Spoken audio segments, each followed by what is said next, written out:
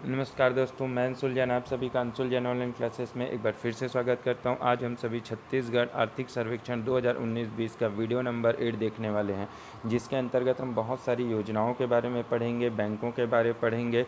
तो लास्ट तक बने रहिएगा, क्योंकि इन योजनाओं से हमेशा आपके लिए क्वेश्चंस आते हैं एग्ज़ाम्स में, और बहुत सारे लोग बार बार रिपीट होने के बाद भी क्वेश्चन गलत करके आ जाते हैं। इसीलिए बोल रहा हूँ, ध्यान से देखिएगा, अच्छे से देखिएगा, लास्ट तक देखिएगा, जिससे आपको किसी भी प्रकार का कोई भी डाउट ना रहे। इसके पहले भी हमारे आर्थिक सर्वेक्षण के ऊपर 7 वीडियोज़ लेक्चर आ चुके हैं, तो जिसने भी अभी तक नहीं देखे हैं कृपया देख लीजिए। और जो हमारे चैनल से अभी नए जुड़ रहे हैं, कृपया हमारे चैनल को सब्सक्राइब कर लीजिए और बेल आइकॉन पर क्लिक कर दीजिए, जिससे आने वाले वीडियोज़ के नोटिफिकेशन आप तक पहुँचते रहे। सब्सक्राइब करना न भूलिएगा, और अगर वीडियो अच्छा लगता है तो लाइक और शेयर ज़रूर कीजिएगा, जिससे ज़्यादा से ज़्यादा लोग हमारे वीडियो का लाभ ले सके। तो चलिए अपना लेक्चर स्टार्ट करते हैं। तो दोस्तों, अध्याय 5 तक की चीज़ें हो चुकी थी। आज हम लोग अध्याय 6 में संस्थागत वित्त एवं विनियोजन देखने वाले हैं। क्या देखने वाले हैं? संस्थागत वित्त एवं विनियोजन। इसके अंतर्गत जो मुख्य बिंदु हैं, मुख्य बिंदु देख लेते हैं कि मार्च 2019 में राज्य में बैंकों की संख्या 47 थी। कितने बैंक हैं टोटल हमारे राज्यों में? 47 बैंक है। और सब बैंकों की शाखाओं की संख्या कितनी? शाखाओं की संख्या 2811 है। कितनी शाखाएं हैं? 2811 शाखाएं हैं। और एटीएम की संख्या कितनी है? 3221। कितनी है? 3221। कुछ दिनों पहले ये क्वेश्चन आ गया था, शाखाओं की संख्या कितनी है, तो वो 2018 के बेसिस पे आया था। अब आपको याद रखना है 2019 के बेस पे। तो 2019 के बेस पे शाखाओं की संख्या कितनी है? 2811 शाखाओं की संख्या है। ठीक है। और बैंकों की संख्या अगर पूछता है तो 47, और एटीएम की संख्या पूछता है तो 3221। एक लेवल ऊपर हमको सीख के चलना है, ताकि कोई भी क्वेश्चन है हमसे ना छूटे। इसलिए मैं आप लोगों को एक लेवल ऊपर की चीज़ें बता के चलता हूँ। ठीक है दोस्तों, आगे देखते हैं। प्राथमिक क्षेत्रों में बांटे गए ऋण में वर्ष 2018 की तुलना में वर्ष 2019 में 10.26% की वृद्धि हुई है। ठीक है, ये पिछले बार भी आप लोगों को शायद बताया होगा, अगर नहीं बताया हूँ तो ये याद रख लीजिए कि प्राथमिक क्षेत्र के अंतर्गत अर्थात कृषि वगैरह के लिए जो ऋण बांटे जाते हैं, ठीक है, वो 2019 में 2018 की तुलना में कितना ज़्यादा है? 10.26% ज़्यादा ऋण दिए गए हैं, मतलब ज़्यादा उधार लोगों को दिए गए हैं, बांटे गया है पैसा। आगे देखते हैं। महिलाओं को अबांटित ऋण में वर्ष 2018 की तुलना में वर्ष 2019 में 18.90% की वृद्धि दर्ज की गई है। कितनी? 18.90% की वृद्धि दर्ज की गई है। जो महिलाओं को अलग से ऋण दिया जाता है, उसकी भी जो वृद्धि है वो 18.90% है। फिर हम ये बोल सकते हैं लगभग 19% की वृद्धि आप इसमें दर्ज किए हैं।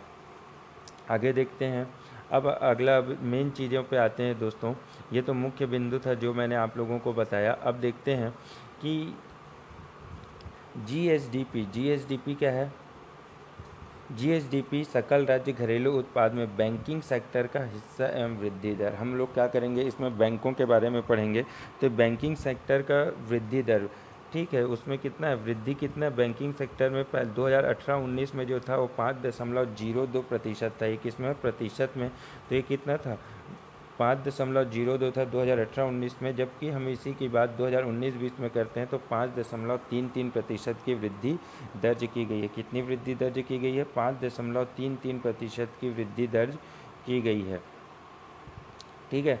वृद्धि प्रतिशत कितना है? 2018-19 में 5.0 था, जबकि 2019-20 में यह है 5.33।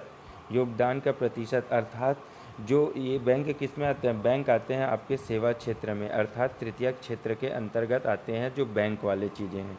ठीक है। तो सेवा क्षेत्र के अंदर इनका प्रतिशत, सेवा क्षेत्र कितने बहुत सारी चीज़ों से मिलकर बना है, तो उसमें बैंक में वृद्धि दर के प्रतिशत देख लिए। अब उनका हिस्सा कितना था, तो उनका हिस्सा अर्थात सेवा में जैसे मान लो 100 चीज़ें हैं, तो 100 में से कितनी चीज़ें आपकी बैंक की तरफ से गई है, वो उसका क्या हो जाएगा? हिस्सा हो जाएगा। तो योगदान क्या हो गया?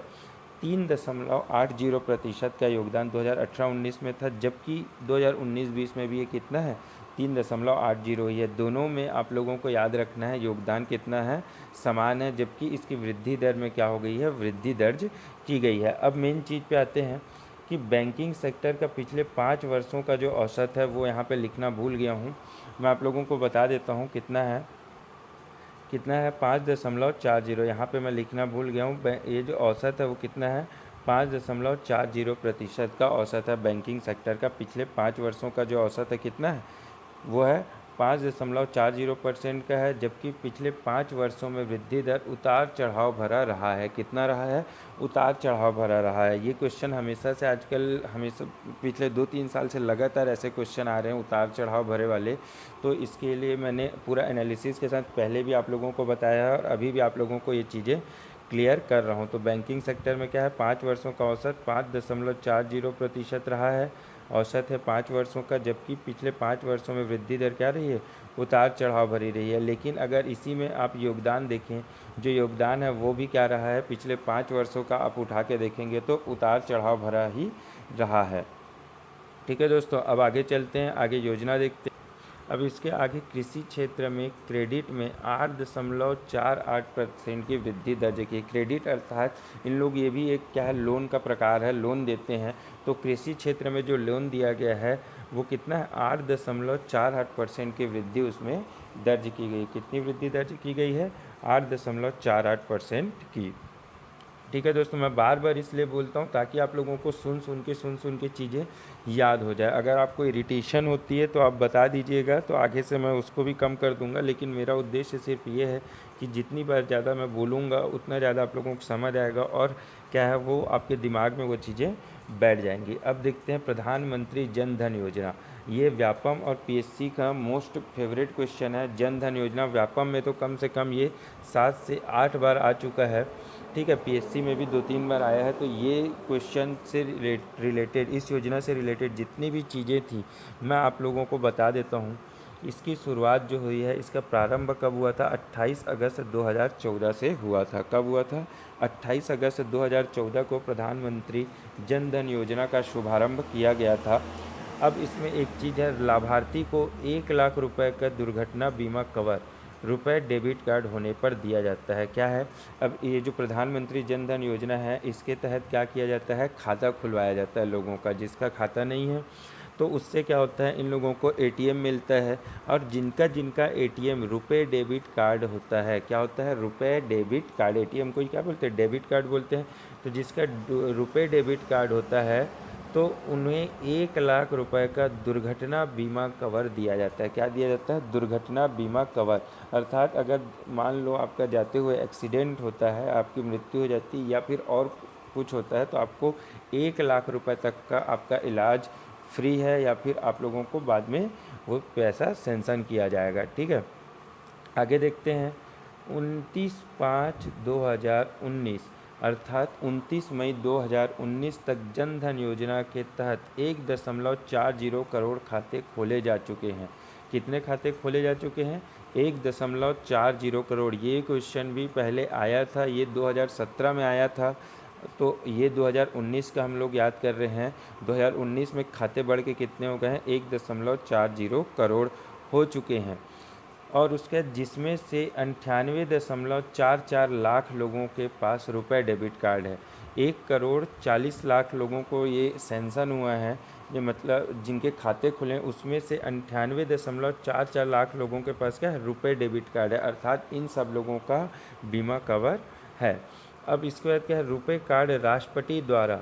अब रुपए कार्ड आया कब था? पहले नहीं था। जब 2014 में भाजपा की गवर्नमेंट आई उसके बाद रुपए डेबिट कार्ड आना चालू हुआ और ये 8 मई 2014 को राष्ट्र को समर्पित किया गया था। कब किया गया था? 8 मई 2014 को रुपए डेबिट कार्ड राष्ट्र को समर्पित किया था। और ये किसने किया था?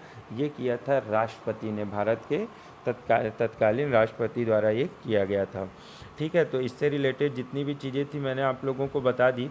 एक बार और देख लेते हैं। 28 अगस्त 2014 को प्रधानमंत्री जन धन योजना का शुभारंभ किया गया था। 1 लाख रुपए का बीमा कवर होता है जिसके पास रुपए डेबिट कार्ड होते हैं। उसके बाद 2019 29 मई 2019 तक 1.40 करोड़ या फिर ये बोल सकते हो 1 करोड़ 40 लाख समथिंग कुछ है। तो ये टोटल आप लोगों का आंकड़ा हो जाएगा। 1.40 करोड़ खाते खोले जा चुके हैं जिसमें 98 लाख लोगों के पास क्या है? रुपए डेबिट कार्ड दिया गया है। अब रुपए डेबिट कार्ड राष्ट्रपति ने कब राष्ट्र को समर्पित किया था? 8 मई 2014 को रुपए डेबिट कार्ड समर्पित किया था। आगे देखते हैं, अब आते हैं मुद्रा योजना। तो मुद्रा योजना से भी आपको कम से कम 7 से 8 बार मिनिमम क्वेश्चन आ चुके हैं मुद्रा योजना से, और ये दोनों योजना ऐसी है जिससे लगातार क्वेश्चन आते रहते हैं, कभी कम होते ही नहीं है। तो मुद्रा योजना का जो फुल फॉर्म है मैं आपको बता देता हूँ, micro units development refinance agency. क्या है? Micro units development refinance agency. यहाँ पे आप लोगों को मैं बता दूँ, कई बार क्या है, माइक्रो में से एम का फुल फॉर्म पूछ दिया है। एम का मतलब क्या होता है, डी का मतलब क्या होता है, आर का मतलब क्या होता है। 2 से 3 बार यही क्वेश्चन एग्ज़ाम पे आए हैं, तो आपको ये नाम याद रखना है। अगर नाम याद है तो आपका क्वेश्चन अगर आता है तो गारंटी है बन जाएगा। क्या है? Micro units development refinance agency. क्या होता है? Micro units development refinance agency इसका पूरा नाम है मुद्रा योजना का। अब इसका आरंभ कब हुआ था? इसका आरंभ हुआ था 8 मई 2015 को। 8 मई 2015 को मुद्रा योजना का आरंभ किया गया था। अब ये किस लिए किया गया था? छोटे कुटीर उद्योगों को ऋण देने के लिए। अब क्या होता है कि जब गवर्नमेंट ने ये देखा कि जो छोटे कुटीर उद्योग वाले हैं उनको पैसे की ज़रूरत पड़ती है, तो वो किसके पास जाते हैं? गांव के गौटिया, या फिर आप ये बोल सकते हैं कि शहर में जो मुनीम वगैरह रहते हैं उनके पास ऋण लेने के लिए। तो उन लोग बहुत ज़्यादा ब्याज दर पे इनको पैसा देते थे, जिसके कारण घाटा भी कई बार ज़्यादा हो जाता था। इसलिए क्या किया गवर्नमेंट ने? मुद्रा योजना लाया, जिसके तहत छोटे कुटीर उद्योग वाले हैं, जो छोटे उद्योग वाले हैं उनको क्या करें, इन्होंने ऋण देना स्टार्ट किया। तो इसको इन्होंने 3 रूप में डिवाइड कर दिया, 3 भाग में। पहला भाग क्या था? शिशु ऋण योजना। शिशु ऋण योजना का मतलब क्या होता है, पहले ये समझ लो।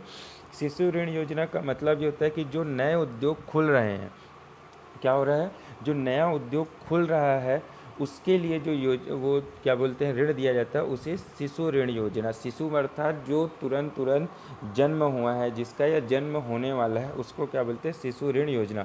अर्थात 50,000 तक का ऋण आपको दिया जाता है कुटीर उद्योग खोलते समय। कितने रुपए तक का दिया जाता है? 50,000 रुपये तक का ऋण दिया जाता है। अब इसके बाद किशोर ऋण योजना। किशोर ऋण योजना अर्थात जब बालक थोड़ा सा बड़ा हो जाता है, अर्थात जब आप लोगों ने कोई उद्योग खोला, कुछ दिनों बाद, जब 1 साल 2 साल बाद वो सही चलने लगा, उस समय की स्थिति में जब आपको ऋण लेना पड़ता है तो उसे क्या बोलते हैं? किशोर ऋण योजना। अर्थात 50,000 से 5 लाख तक का ऋण इसके तहत दिया जाता है। इसके तहत कितना ऋण दिया जाता है? 50,000 से 5 लाख रुपए तक का जो ऋण है वो किशोर ऋण योजना के तहत आप लोगों को दिया जाता है। इसके बाद तरुण ऋण योजना, अर्थात जब आप लोगों का जो उद्योग है वो सही पटरी पे आ जाएगा, तब क्या होता है? तरुण ऋण योजना दिया जाता है। उसमें क्या होता है? 5 लाख से 10 लाख रुपए तक का ऋण आप लोगों को इसके तहत दिया जाता है। तो आप लोगों को ये बता दूं, इन तीनों के ऊपर कम से कम 3 से 4 बार आप लोगों के क्वेश्चन बन चुके हैं कि तरुण ऋण योजना के अंतर्गत कितना रुपया दिया जाता है, शिशु ऋण योजना के अंतर्गत कितना रुपया दिया जाता है, और उसमें आपके ऑप्शन में ये तीनों ऑप्शन रहेंगे। अगर आपको चीज़ें क्लियर नहीं हैं तो आपका क्वेश्चन नहीं बनेगा, ठीक है। तो इसलिए मैंने आप लोगों को बहुत अच्छे से चीज़ें समझाई हैं। मुद्रा योजना क्या होता है? Micro units development refinance agency. क्या होता है? Micro units development refinance agency. इसका आरंभ हुआ था 8 मई 2015 को। कुटीर उद्योगों को ऋण देने के लिए इसे क्या किया गया था? चालू किया गया था, जिसमें सबसे पहले आता है शिशु ऋण। शिशु मतलब जो जन्मा हो तुरंत, जिसका नया उद्योग खुला हो, अर्थात 50,000 रुपये तक का ऋण उसके तहत दिया जाता है। किशोर अर्थात थोड़ा सा बड़ा हो गया हो कुछ दिन के लिए, कुछ दिन बाद तो क्या हो जाएगा? 50,000 से 5 लाख तक का ऋण आप लोगों को इसके तहत दिया जाता है। तरुण योजना के तहत 5 लाख से 10 लाख रुपए तक का ऋण आप लोगों को प्राप्त हो सकता है। तो ये बहुत सारी योजनाएं थी जो मैंने आप लोगों को अभी बताई हैं, ठीक है। आगे भी बहुत सारी और योजनाएं हैं, जैसे प्रधानमंत्री जीवन ज्योति योजना और भी बहुत सारी योजनाएं हैं। उन सब के बारे में आप लोगों को मैं बताऊंगा। डीबीटी के बारे में अभी आप लोगों को बताना है। आज का लेक्चर बहुत लंबा हो जाएगा, इसीलिए मैं इसको 2 पार्ट में बनाऊंगा। अगले लेक्चर में मैं और बहुत सारी योजनाओं के बारे में बताऊँगा, और एक अलग से आप लोगों के लिए योजनाओं का एक घंटे का कंप्लीट वीडियो भी तैयार कर दूंगा, जिससे आगे कोई भी आप लोगों को दिक्कत ना हो। ठीक है, तो चलिए आज का लेक्चर यहीं समाप्त करते हैं, और अगर वीडियो अच्छा लगा हो तो लाइक एंड शेयर ज़रूर कीजिएगा, जिस हमारे चैनल को सब्सक्राइब कर लीजिएगा, जिससे आने वाले वीडियोज़ के नोटिफिकेशन आपको मिलते रहेंगे। Thank you guys.